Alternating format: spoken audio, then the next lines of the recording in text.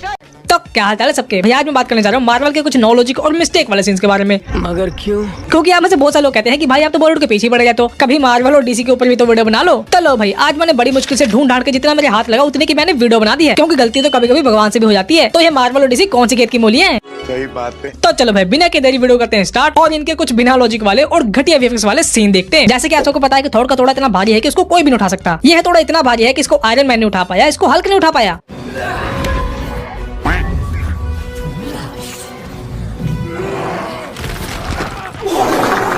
और तो और जब एक लड़ाई में थोर ने इस हथौड़े को एक बड़े से ड्रैगन के मुंह में रख दिया तो वो ड्रैगन इस हथौड़े का भार नहीं झेल पाया और धरती चाट गया।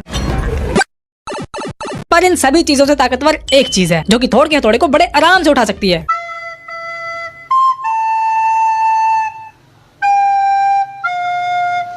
जो काम बड़े बड़े सुपर हीरो नहीं कर पाए वो काम एक छोटी सी पिद्दी सी कपड़े टांगने वाली हैंगर निकल दिया।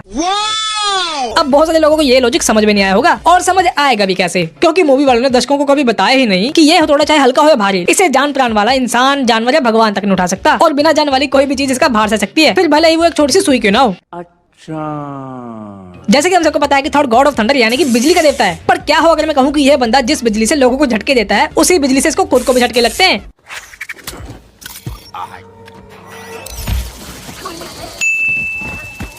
ये कौन सा लॉजिक है बे? लॉजिक के हिसाब से तो ऐसा नहीं होना चाहिए था, लेकिन शायद जैसे हम लोग अपने आप को गुदगुदी नहीं कर सकते तो क्या पता थोर को भी अपनी बड़ी बड़ी बिजलियां पानी कम और लोगों के छोटे छोटे करंट बड़े अच्छे लगते हो। बताओ एंडमैन एक ऐसा सुपर हीरो जो कि कभी भी छोटा और बड़ा हो सकता है अपने पिंप पार्टिकल्स की टेक्नोलॉजी का इस्तेमाल करके। पर एक बार इन भाई साहब ने अपनी टेक्नोलॉजी का इतना गलत इस्तेमाल किया कि छोटे पे छोटा होते चले गए।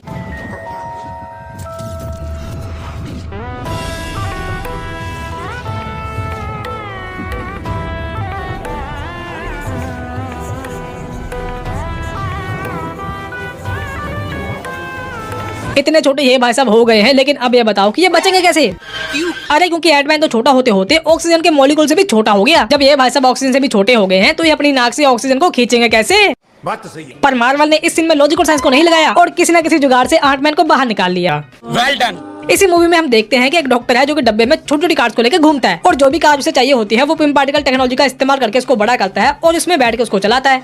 अच्छा। पर अगले सीन में डॉक्टर साहब ने एक बहुत ही असंभव सी चीज कर दी। मुसीबत हो जाएगी।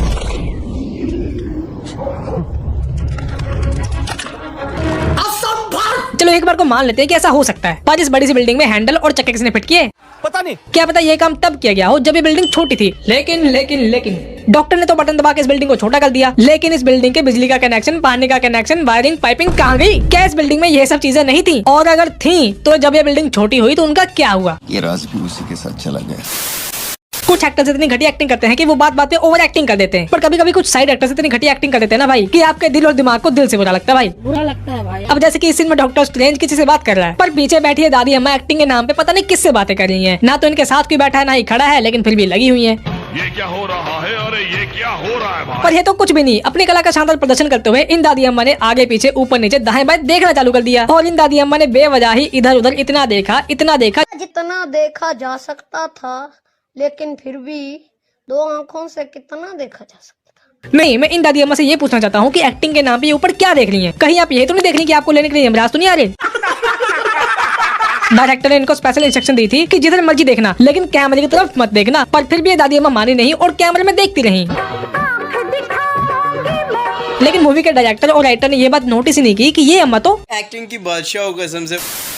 वैसे तो मार्वल की आधे से ज्यादा मूवी सीजीआई और वीएफएक्स के इस्तेमाल से बनाई जाती है, जिसके ऊपर मार्वल स्टूडियो भारी खर्चा भी करता है, पर बावजूद इसके कभी कभी गलती से बॉलीवुड की तरह ही बेकार वीएफएक्स इस्तेमाल कर लेते हैं और फिर इनकी पब्लिक इनको खूब क्रिटिसाइज करती है, क्योंकि भाई उनको सुपर डुपर क्वालिटी का कंटेंट कंज्यूम करने का चस्का लग गया होता है और अगर मार्वल से गलती से मिस्टेक हो जाती है तो ये मीम बना बना के मार्वल की धज्जियां उड़ा देते हैं। Don't underestimate the power of a common man. Don't do it! This was fun! No!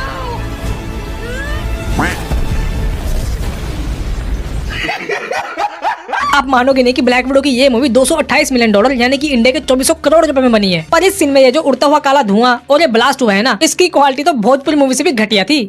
और अब ये वाला सीन देखो, इस सीन में ब्लैक विडो को कुर्सी पे बांध के पूछताछ की जाती है और इनसे बचने के लिए ब्लैक विडो कुछ ऐसा करती है।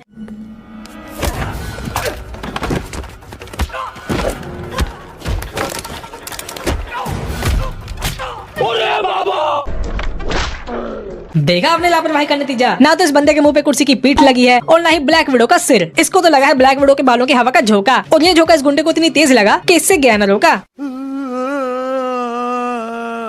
लेकिन सोचने वाली बात ये है कि किसी की जुल्फों से इतनी खतरनाक चोट कैसे लग सकती है। तो यही तो सोचने वाली बात है। लगता है इन्हीं खतरनाक जुल्फों की वजह से ये गाना बनाया गया था।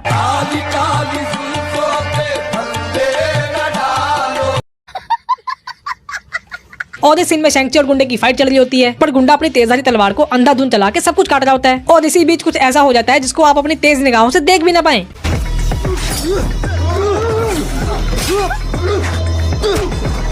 मुझे कुछ दिखाई नहीं दे रहा माँ। तो मैं दिखाता हूँ। यह रोड ऊपर से भी कट चुकी है और नीचे से भी, पर फिर भी पता नहीं कैसे डंडा हवा में जुड़ रहा है और शैंक्ची इसको पकड़ पकड़ के हवा में कूद रहा है। और मुझे देख सकते हो? ये फ्लाइंग मुंडी आ रही। एस्ट्रेड, तुम ठीक हो ना? मेरा नाम अब एस्ट्रेड नहीं है, मुझे अब एक्सेल बुलाते हैं। वीएफएक्स के नाम पे इस सीन में शरेआम मल त्याग कर दिया गया। ये दूरदर्शन की भविष्यवाणी वाली बात को करवाने के लिए इस लड़के को पूरा भी दिखा सकते थे, पर नहीं, इन्होंने एक आधी कट मुंडी के ऊपर आगे पीछे रोशन आने वाले इफेक्ट लगा के इसके चेहरे को थोड़ा धुंधला करके सारे सीन की चादर मोड़ दी। तोबा तोबा तोबा, थारा मूड खराब कर दिया। और इस भाई ऐसे सीन को देखने के बाद मार्वल के चाहने वालों ने कुछ ऐसे मीम बनाए। You stupid. They're not. What's 9 plus 10? 21. You stupid.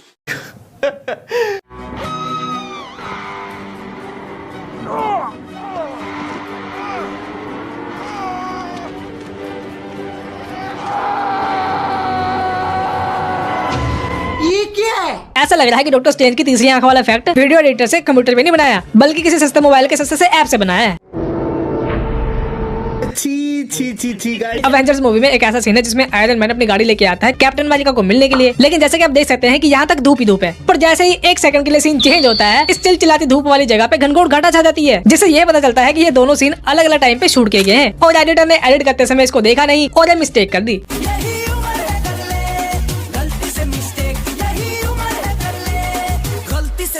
लेकिन मुझे मार्वल की एक बात यही नहीं समझ आती कि जब सारे सुपर हीरोज की कहानी एक दूसरे से कनेक्टेड है, इन सुपर हीरोज की दुनिया भी एक दूसरे से कनेक्टेड है और ये लोग बड़े आराम से एक दुनिया से दूसरी दुनिया में जा भी सकते हैं, तो जब एक सुपर हीरो किसी विलन के साथ लड़ रहा होता है या फिर उसकी दुनिया तबाह होने वाली होती है, तो वह फोन या मैसेज करके दूसरे गिराए से दूसरे सुपर हीरोज को क्यों नहीं बुलाता? Good question, you are a good question. या तो फिर इन लोगों ने पूरे यूनिवर्स में एक रूल बना रखा होगा कि अपनी फटी को खुद ही सिलना है, मतलब कि अपनी लड़ाइयाँ खुद ही निपटाओ और अपने गिराए को खुद ही बचाओ। बताओ। तो चलो भैया, आज के लिए इतना ही। वीडियो अच्छी लगी तो लाइक करो, शेयर करो और सब्सक्राइब का बटन दबाओ। अब हम मिलेंगे अगली वीडियो में।